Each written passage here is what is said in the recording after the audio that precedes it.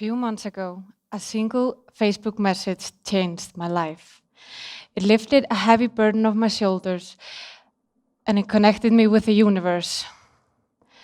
It lifted the burden of my own stigma and the burden of hiding a shameful secret. How did that happen? You see, I'm an introvert. I make terrible first introductions, and if ever to be written a memoir about me, it would most likely be a closed book. I avoid small talk like fire, and it takes enormous amount of energy and time for me to make real-life human connections. Talking in front of a crowd is something that I don't do until now, and to be honest with you, standing here is terrifying. It makes my heart beat so incredibly fast, my body sweat, and my breath as short as if I'm running the last miles of a marathon. You should have heard enough about me now to question what I'm doing here in front of a crowd full of strangers sharing my story. How did I end up here? Let me take you back to the night a few months ago that changed my life. Like many introverts, I do the majority of my human communications through social media, and it all started with a Facebook message from my mom. She was sharing her concerns about a close relative who was struggling with depression, struggling to stay alive, but with too much own stigma attached to her illness that she couldn't ask for help. At the time, I was also a prisoner of my own stigma, so I didn't talk about it ever with anyone, even though I had a lot to share.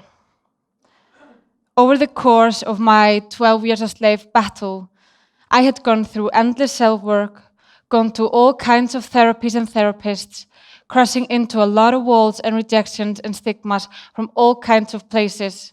Doctors telling me, you're too sick for me to help you. People telling me, you're not sick, you're just lazy. Go to the gym and shake it off. You're dragging everyone down. Stop feeling sorry for yourself. Stop being depressed. You have nothing to be depressed about. Like I said, I had a lot to share. And that feeling of helplessness, watching my family member suffer through a glass window, not knowing exactly how she was feeling, knowing how lonely it is, fighting in silence, knowing how heavy the burden of her own stigma is, was getting overwhelming. And I couldn't help her, because how could she believe me telling her she needed help if she didn't know my story? So, it was midnight. I had just finished that Facebook chat with my mom. I was extremely worried, helpless, and tired of all the stigma holding me back from helping her. I had to break through that glass window, though it meant I would risk getting cut. I did the only thing an introvert could do. I wrote her a letter. And it wasn't some sweet, inspirational, get better soon kind of greeting card. It was raw, it was messy, and it was very real. Let me read you a part of it. I was sitting on my bed with a knife in my hand, with every cell filled with emotional pain. If I would cut my wrist deep enough, I could end the voices in my head telling me that I'm worthless, telling me that the world would be a better place without me. I could end the suffering, I could end it all. I saw my own funeral in my head like so many times before, and that feeling of when the physical pain entered my body gave the emotional pain a short but so effective relief that I didn't go further with the knife that night, but that night was the start of my body's 3-year role as a pain-relieving cutting board. By every word I typed of my story, I felt the stigma on my shoulders were getting lighter and lighter, and without thinking, I sent my suffering member that letter as a Facebook message. I got the immediate response that she had broken down, realized she needed help, and was going to call a doctor the first thing in the morning. And so did she. There I had what Oprah Winfrey calls an aha moment. I realized the power of sharing a story. If my story could empower this one person to get help, could it help others? That aha moment gave me the power to step out of my closet of depression once and for all, and I sent my letter out to a less private person, an online media publisher. So what started as a private message was now a published article shared to various social media channels and accessible to everyone with an internet connection. That feeling of exposure was like one of those movie scenes when you're having a nightmare about accidentally going to school naked. There was no turning back now. I could never carry the burden of stigma again, and my depression could never be a secret again.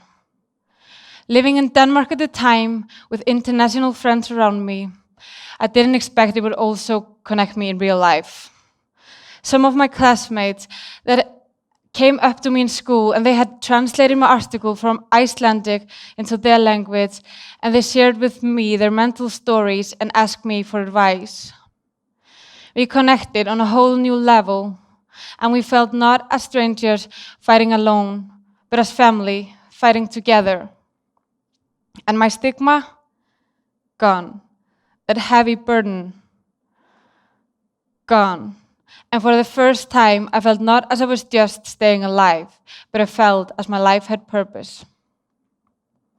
I had to help those people who contacted me to get rid of their own stigma.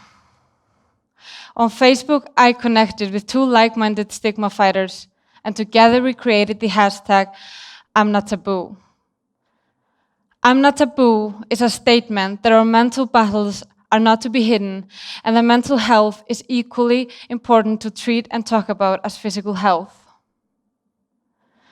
We encourage people on our social media channels to share their stories using that hashtag on Twitter or Facebook. And what we didn't expect was how fast the nation responded. Overnight, hundreds of tweets and status updates streamed in from all over the nation. People were sharing poems, photos of them with their mental medications, long stories and sentences like, I tried to end my life, but failing at it is the best thing that ever happened to me. Hashtag I'm Not Taboo. Until now, I've been hiding behind a mask so people don't think I'm a loser. Hashtag I'm Not Taboo.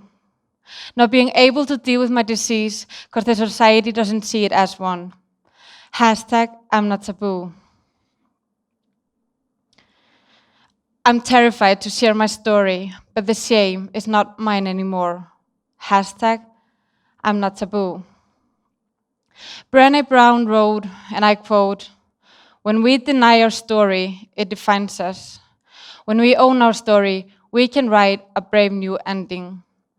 Those people sharing their stories with the hashtag were experiencing that connection and that feeling of not being alone, but a part of this mental family fighting together, and their heavy burden was gone, giving them more power to fight their disease. It is so natural for us to call a doctor when we are in physical pain. So why is it so different for a mental pain? The answer is the stigma. According to Helen and Farrell, the average person who's diagnosed with clinical depression waits over 10 years before asking for help. And the majority of people that are fighting a mental battle say that hiding their illness is a heavier burden than fighting their illness. Hiding their illness is a heavier burden than fighting their illness. Imagine a world where our friends and family members are proud of our mental battles. Imagine a world where people applaud us, run marathons to fund our therapies, cheer us in and out of mental hospitals, and ask us if we had any suicidal thoughts recently, and not with pity, but with empathy. By sharing my story on social media, not only did I connect to people online, but I made real-life, lifetime connections. Stories create empathy. Empathy fights stigma. And less stigma means we ask for help and get better sooner. And you can do it too. You can be a part of this family. You can do it right here and right now. If you're hiding and fighting your own stigma, simply send out hashtag I'm Not Taboo. And if it's not for you, then do it for the funny guy in your group of friends, your favorite aunt, the neighbor who waters your plants. your high school crush, your sister, your dad, your unborn children. Do it for anyone you know or don't yet know that is fighting a mental battle in silence. It can happen to anyone at any time, and it can happen to you. We can fight the stigma together, one hashtag at a time. Being the introvert I am, I couldn't have shared my story if it wasn't for social media, which means I wouldn't be standing here today with all my sweating, heavy breathing, and heart beating. I wouldn't have made all those real-life human connections. I wouldn't have broken through that glass to help my family member who is now happily medicated. I wouldn't have met this woman who contacted me who read my article and contacted me online and is now my soon-to-be wife. I would still be a prisoner of my own stigma, carrying that heavy burden on my shoulders, feeling disconnected, without a purpose, and alone.